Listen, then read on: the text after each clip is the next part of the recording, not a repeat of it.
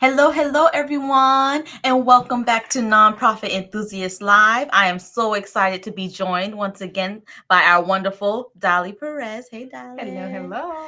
All right. So I'm excited to continue the conversation on Giving Tuesday and fundraising. We have so much exciting information. We're going to do it a little different today.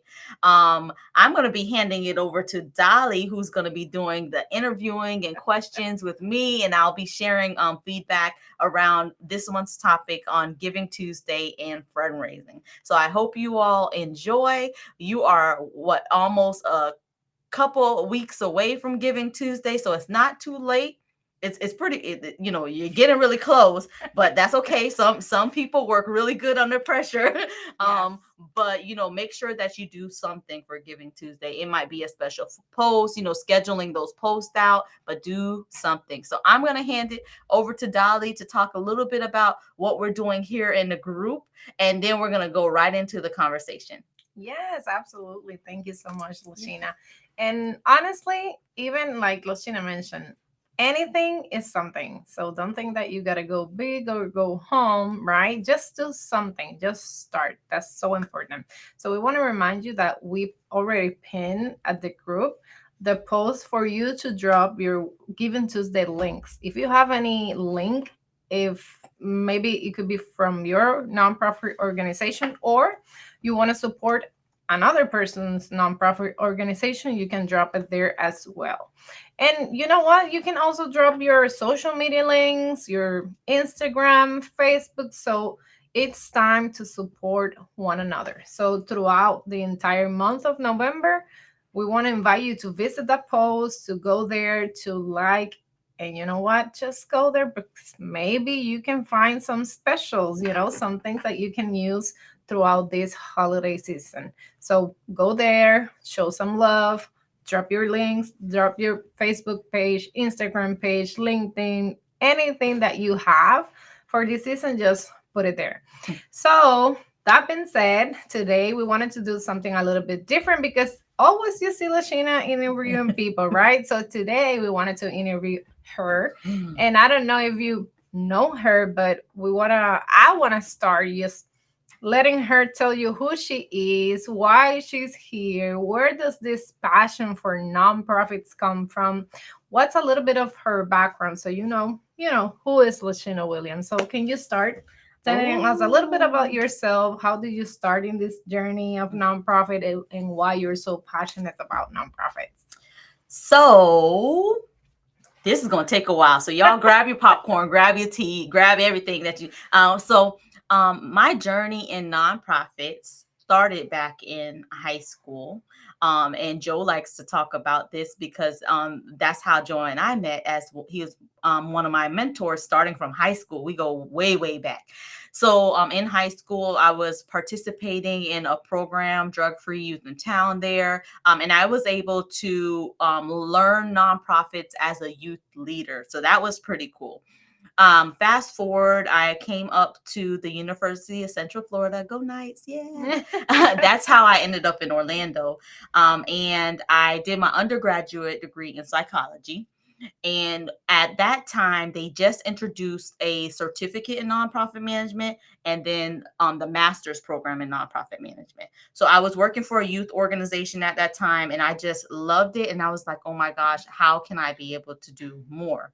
And around that time as well, some of my thoughts was how can we get more resources in for youth organizations? We don't need another youth organization per se, but we need someone to be able to complement, collaborate with organizations.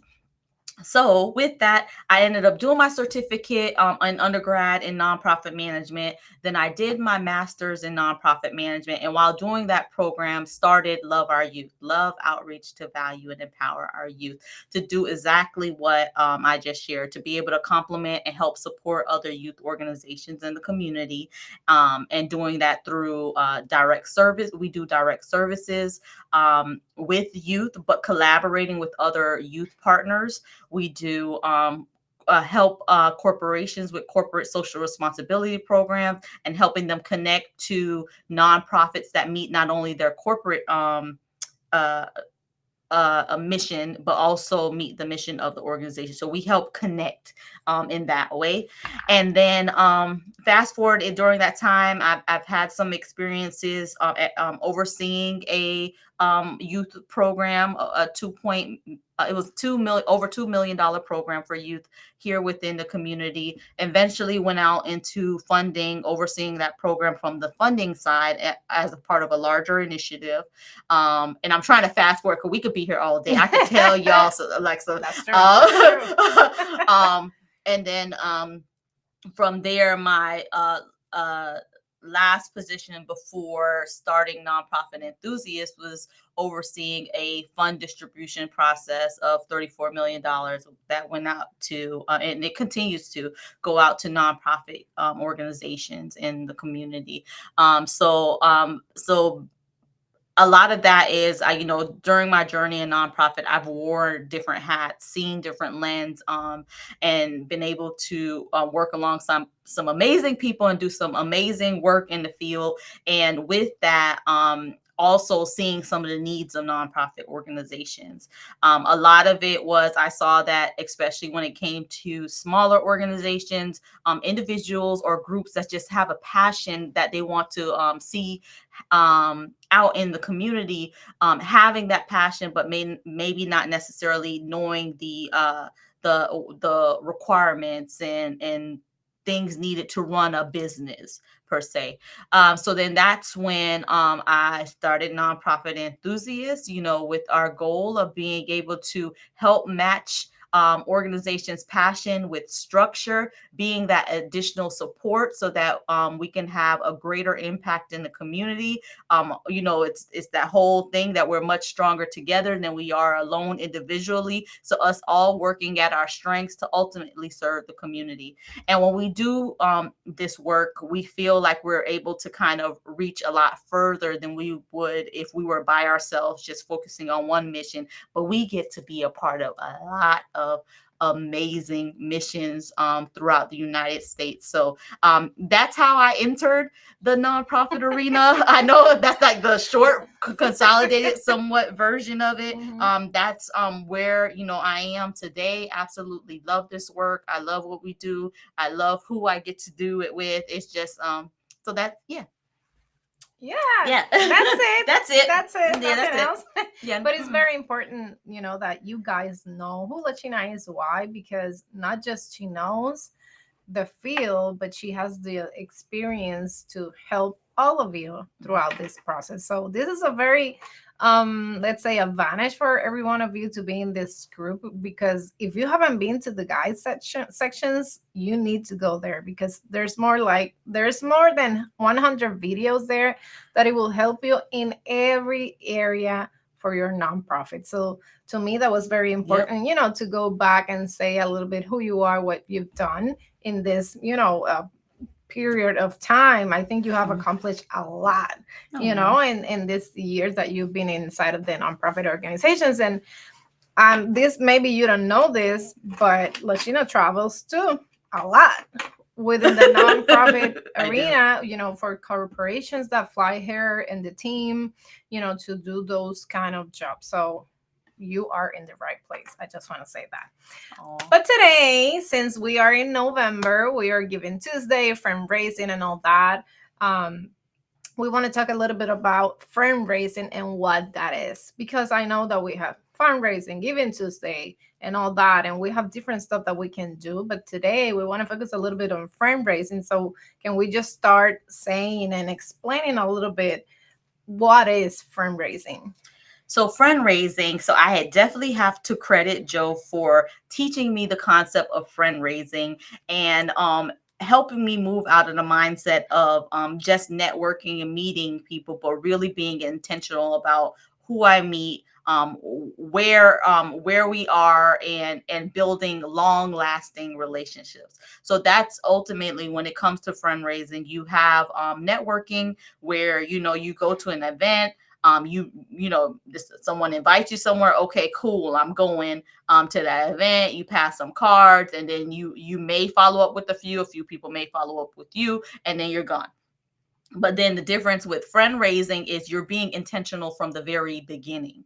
First and foremost, this event that I'm invited to, who's going to be there? Who do I need to speak to while I'm there? Who do I need to be able to connect with after? So that now you're walking into these positions knowing that, okay, I have this upcoming event, it's going to be tons of, let's say, organizations there. There's these people here that I need to be connected with, or I need to connect with someone that knows them to help make sure they do a introduction to us so that we can take this relationship further. So it's being really intentional about what you do, who you connect with, and then also taking the relationship to the next level. So this is not a short term. Hey, I see you. Maybe I saw you at a couple of events. This goes further into, no, we're gonna be friends. Right. So now you walk in the room, you don't know it, they don't know it, but you're gonna be my friend. Right. And I think it goes back to what we've said before, like niching down. Mm-hmm. Who are that people specifically that you need to talk about? What's the profile of that Mm-hmm. people? And that's an exercise that takes time, Mm-hmm. because sometimes we just want to talk to everybody, but not everybody is our audience. And we just want to impact everybody, but we Mm-hmm. cannot impact everybody. So if you have not niched down yet, you haven't done that exercise, like, who is my niche? Who am I talking to? Like Lashina said, when you go to a place, who's going to be there? Is there anybody there that could be within my niche that I Mm-hmm. need to make that relationship? So would you say that, because sometimes nonprofits wants to do everything by themselves, Mm-hmm. right? Because Mm-hmm. they're passionate about the cause. Nobody is more passionate but them Mm-hmm. for their cause. But would you say it's important, doing this relationship, to partner with other nonprofit organizations? Because maybe we can do like a joint event. Mm-hmm. Maybe we can do like a multiple partnership event so everybody can benefit. But then, within that event, since everybody is using social media and all that, it could benefit us. So Mm-hmm. would you say that's important or not? Or how can we manage that, mentality Mm-hmm. of, I want to do everything by myself, or I can partner with somebody? You definitely can partner with others when friend raising. um and we know, I can make it look all pretty, paint all the flowers and all of that, but we know the reality of it is that there are some organizations, and there are quite a lot of organizations that do not want to collaborate, especially if it comes to a point where your missions are really closely aligned, and Hmm. it's almost like you're competing at that point. Hmm. And I have to kind of fight that barrier a lot, just because of the nature of our organization. Instantly, let's say someone would hear love our youth, you go to a youth organization, they're like, oh, you're going to take all of our students. No, not, we're not doing that. So really, a lot of times it's kind of thinking about, how can I break down that barrier and introduce them that we're here to help you. So what are your needs? That's normally where, how I kind of get, like, we get in. It's kind of like, well, what are your needs? And then, okay, and then align it to what we're looking to do. So I would say, yes, of course, if you have some good relationships with organizations, definitely do coming in together would be great. And then just also, for in some niches, the reality is there are barriers there, but how can we break down that barrier in order to come together stronger and build those relationships that we need to build? So yes, you definitely can. And then also, something I will mention, and I've mentioned this in other lives, is you don't have to friend raise on your own.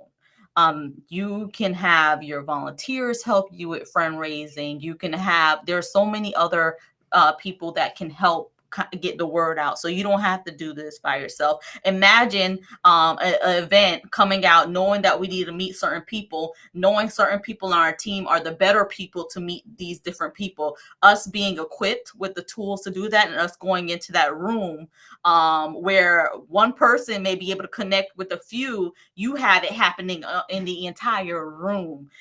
So Yeah, so even when it comes to it, you don't have to do it alone. And the same thing we say on here like all the time, like, yeah, we want to wear all the different hats, but we do not have to do this alone. And the more we can involve others, it's the stronger that we are and the further reach that we'll be able to have. Would you say this is like the common like challenge within nonprofit organizations that they want to take it all in, or would you say there, is a common challenge, but these are other challenges that also nonprofits face, with when it comes to fundraising? Um, there are those challenges. It is common, especially if the organizations are doing the same thing. Like if they're doing like we're the same similar organization, but something that might make us a little difference is maybe the area that we serve, but then the donor wide, we're still trying to reach out to the same donors. It could be a challenge for organizations, and honestly that also happens in the corporate world as well. You're going to have those groups where they're your competitors. Like, I don't like using the word compete, but that's the reality of it. They're your competitors because y'all are constantly competing for stuff. You're competing for donor dollars. You're competing for the clients that you serve. You're competing for the volunteers. They do have that with with some organizations, but consider thinking about, well, what makes us different, Right. and then how can we use that like different factor to really build one another. Mhm. But yeah, that is common. And it's just a mindset that, we have to, work on breaking down. Collaboration is key. That's something within our nonprofit that we constantly encourage is collaboration. How can we each play at our strengths? I talked about the collective impact framework before. If you don't know about it, make sure that you check it out. And it literally says that there's this backbone organization, and for us in our nonprofit, we are the backbone organization. And then there's all these other key players that the backbone organization brings together, so that we walk together for a common agenda towards a common goal. So definitely check out that framework. But bringing our strengths together is key. I've been reading these different uh, articles and research because we're looking into some new technology, like story of my life. But Systems. yeah, we're always like people, processes, and systems. Y'all know I talk about it. So we're looking into some new systems, and I was looking at this amazing research about within the youth space that brought together competitors like other tech companies. It was about like 10 different tech companies that came together to identify the challenges that youth organizations are facing, and how each of them, the cool thing why I loved it, it was such a resource for me because it talked about what each of the it laid out. These are all the companies. This company has this as a part of their built into their system. This one doesn't have it. It was literally a checklist, and I can look at a glance to see, yes, this is for us, no, it's not for us. But it took those organizations being vulnerable and truly just connecting to the mission. Their mission is to help youth providers, right? And kind of letting all the other stuff go to be able to come together, I'm sure, and create this report that is so beneficial to organizations now. So it's the same thing, keep staying focused on what our ultimate mission is, because sometimes, and I could go on a whole, stop me now, Dolly, but I could go on a whole thing about sometimes we get so lost and forget our ultimate mission. Like in our Mhm. situation for our nonprofit, it's serving the youth at the end of the day. And sometimes there's some barriers created that ultimately is like, we got to remember at the end of the day, Mhm. all of this extra stuff, it boils down to being able to serve the youth. So I saw that article, and I think that was a perfect example of competitors coming together to ultimately, like, forgetting about or what individually they're what they're constantly competing on, but coming together to strengthen the youth arena. So yeah.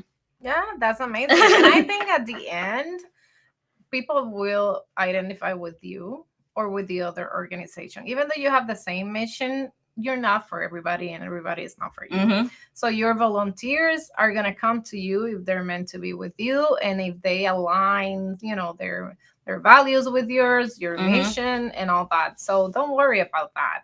Just niche down, get all together, get your mission together, and then just collaborate, Yep. partner.